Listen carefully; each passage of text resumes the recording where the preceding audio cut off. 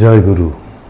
সারা পৃথিবীতে ছড়িয়ে থাকা আমার শিষ্যবৃন্দ, বন্ধুবান্ধব এবং প্রিয়জন সবাইকে জানাই সত্যলোকের শান্তিময় শুভেচ্ছা। জ্ঞান বিজ্ঞানে আমরা চরম উন্নতির যুগে বসবাস করছি। এরপরেও সমাজের দিকে তাকালে দেখা যায় কারোর মনে শান্তি নেই। আধ্যাত্মিক সাধক হিসাবে আমরা মানুষের জীবনের যে দিক নির্দেশনা প্রদান করি, সেই দিক নির্দেশনা অনুসরণ করে মানুষ প্রাথমিক অবস্থায় তার হৃদয়ে শান্তি লাভ করে থাকে। এসব কিছুর আগে আমাদের জানতে হবে যে কেন সমাজ থেকে, পরিবার থেকে, রাষ্ট্র থেকে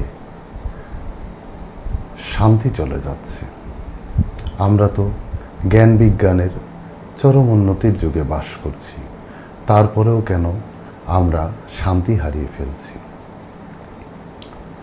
স্বাভাবিকভাবে আমাদের সুফি ঘরানায় বা যে কোনো আধ্যাত্মিক ঘরানায় যে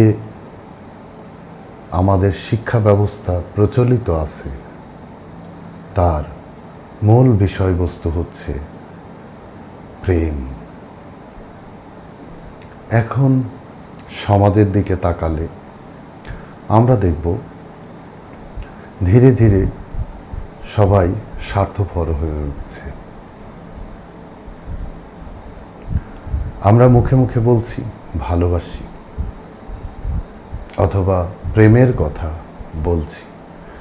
সমাজের কথা বাদ দেন, আমাদের আধ্যাত্মিক ঘরানাগুলোর দিকে যদি তাকাই, দেখবেন কারোর সাথে কারোর মিল নেই। তাহলে যেখানে পাথেয়ই প্রেম, সেখানে কারোর সাথে কেন মিল নেই? সামাজিকভাবে সুখী সমাজ গড়ার প্রাথমিক যে জায়গা, সেটা কিন্তু পরিবার। আর পরিবারের দিকে যদি তাকাই, দেখা যাবে একটা স্বামী স্ত্রী মিলে একটা সংসার শুরু হয়।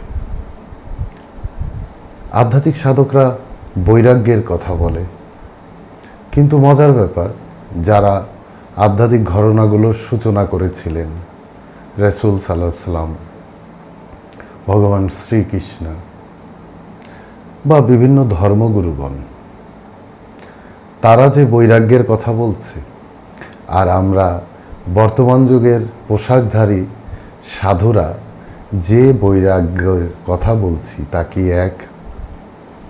আমরা যদি সেই আদি গুরু ভগবান শিবকে দেখি, তিনিও কিন্তু মাতা পার্বতীর সাথে কৈলাসে ছিলেন। তাহলে তিনি বৈরাগী কিভাবে? আসলে এই যে রহস্য, এই রহস্য না বোঝার কারণে আমরা পোশাক সর্বস্ব সাধক হয়েছি। আপনারা যে ঘরানা থেকে পাশ করেছেন, আমিও কিন্তু সেই ঘরানা থেকেই পাশ করে এসেছি। আমি দেখেছি সেখানে সাধনার আত্মগরিমা, আত্মপ্রকাশের ইচ্ছা মানুষকে প্রেম শূন্য করে ফেলে। আমরা যদি সৃষ্টির আদিমতম রহস্য আদম এবং ইবলিশের মাঝে যে ঘটনাটি দেখি, সেখানে দেখব ইবলিশ হচ্ছে অগ্নির তৈরি। সেখানে আদম কাদা মাটি থেকে সৃষ্টি হলো, পঞ্চভূতের সৃষ্টি। আল্লাহ পবিত্র কোরআনে আদেশ করলেন, মানে আদিতেই আদেশ হয়েছে যে এটি পবিত্র কোরআনে এসেছে, ফাসজুদুলি আদম, হে ফেরেশতাগণ, তোমরা আদমকে সেজদা করো। এই সেজদা আমরাও প্রতিনিয়ত নামাজে করে থাকি, কিন্তু আমাদের সেজদা পরিপূর্ণতা পায় না। আপনি প্রশ্ন করতে পারেন যে কিভাবে আমি এই কথা দাবি করতে পারি যে পরিপূর্ণতা পায় না? সেজদা যদি পরিপূর্ণতা পায়, তাহলে মানুষের জীবনে আসবে পূর্ণতা, শান্তি, প্রেম, কিন্তু তা তো আসছে না। এর পিছনে আমরা যদি বিশ্লেষণ করি, আমরা দেখব ইবলিশের চরিত্র কি ছিল। তা ছিল অগ্নির চরিত্র। আগুনকে যদি কোথায় জ্বালানো যায়, আমরা দেখব আগুন যত বৃদ্ধি পায় তত উপরের দিকে যায়। ইবলিশের চরিত্র ছিল ওই রকম। সে মাথা নত করতে পারত না, কাউকে মানতে পারত না। তো যখন আল্লাহ আদেশ করলেন ফাসজুদু লিয়া আদম, তখন ইবলিশের মাথা কিন্তু আদমের পায়ে নামতে পারল না। অনুরূপভাবে এখান থেকে আমরা যে শিক্ষাটা নিলাম, এই শিক্ষাটাকে যদি সমাজে দেখি, আমরা প্রাথমিক যে স্ট্রাকচার সেটা হচ্ছে পরিবার। পরিবারে একজন স্বামী স্ত্রী বা প্রেমিক প্রেমিকা বা বন্ধু, তো যে প্রেমের কথা বা যে ভালোবাসার কথাই আমি বলি, সেই ভালোবাসার মূল বিষয়বস্তু কি? ভালোবাসা, আমি তোমাকে ভালোবাসি, এটা না। কিন্তু এটার মূল কথা হচ্ছে সমর্পণ। ফাসজুদু লিয়া আদম, সেজদা করা। এখানে যে সেজদার কথা বলা হয়েছে সেটা ধর্মীয় সেজদা না করে সেজদা মানে অনুভূতি যেটা, সেটা হচ্ছে ছেড়ে দেওয়া, নিজের অস্তিত্বকে কারোর সাথে বিলীন করে দেওয়া, কারোর রূপে নিজেকে হারিয়ে ফেলা, কাউকে মেনে নেওয়া। এখানে শুধু প্রেমটা যথার্থ নয়, এখানে ভক্তি নামক একটি গুণ যথার্থ। স্বামী স্ত্রীর মাঝে যদি ভক্তি যুক্ত হয়, আমরা যদি রাসূল সাল্লাল্লাহু আলাইহি ওয়াসাল্লামের স্ত্রীদের দিকে তাকাই বা শ্রীকৃষ্ণের গোপীদের দিকে তাকাই, তারা প্রেম করত কৃষ্ণের সাথে। সেটা কি ধরনের প্রেম? ভক্তিযুক্ত প্রেম।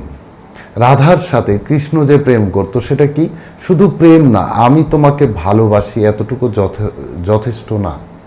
এখানে ভক্তি সংযুক্ত হওয়া। তো ভক্তি গুণাবলী, শ্রদ্ধা গুণাবলী, আগেকার দিনে যদি আমরা বাংলাদেশের পারিবারিক স্ট্রাকচার দেখতাম, সেখানে দেখতাম স্বামীকে আপনি সম্বোধন করা হয়। সম্বোধন কিছু যায় আসে না, কিন্তু এই যে একটা প্র্যাকটিস, এটা কেন সৃষ্টি হয়েছিল? স্বামীর নাম নেওয়া যাবে না, এটা এই কারণে না যে স্ত্রীদেরকে ছোট করে দেখা হচ্ছে। অন্যদিকে এটাও দেখা যেত আগেকার দিনে স্ত্রীর সেবায় স্বামী নিজেকে নিয়োজিত করত। এ থেকে আমরা প্রমাণ পাই যে এই প্রেম দুইমুখী ছিল, এখানে ভক্তি ছিল। কিন্তু আজকে আমরা অনেক আজকেরকার যুগের প্রেমগুলো কেমন? ভালোবাসি, ভালোবাসার অর্থ কি? ভালোবাসা কিন্তু দেওয়া, ভালোবাসা অন্যের সুখে সুখী হওয়া, সবসময় প্রিয়জনকে ধ্যানে রাখা, তার কাছে নিজেকে সমর্পণ করে দেওয়া, ভক্তিযুক্ত প্রেম। এখন আপনি বলবেন, আমি যে কথা বলতেছি সেটা সেকেলে কথা, কিভাবে আর একজনের কাছে নত হব? আমি কি কম বুঝি? আপনাদের কি মনে হয় সারাটা জীবন সাধনা করে আমরা যারা সাধক হয়েছি তারা কম বুঝি? দেখুন, আমি একটা সময় আধ্যাত্মিক ঘরানার পোশাকে ছিলাম। কেন স্বাভাবিক পরিবারে, স্বাভাবিক সমাজে, স্বাভাবিক রূপে ফিরে আসলাম? কেননা আমি বুঝতে পেরেছিলাম যে সাধক হওয়ার অর্থ পীর হয়ে বসে থাকা নয়, বরং এই যে ক্যারেক্টারিজমগুলো, এই যে আলোকিত চরিত্রগুলো আমার মাঝে ভেসে উঠেছে, তা মানুষের মাঝে বিলিয়ে দেওয়া। এই প্রেমের রূপটা কেমন হবে? যেমন রাধে কৃষ্ণা।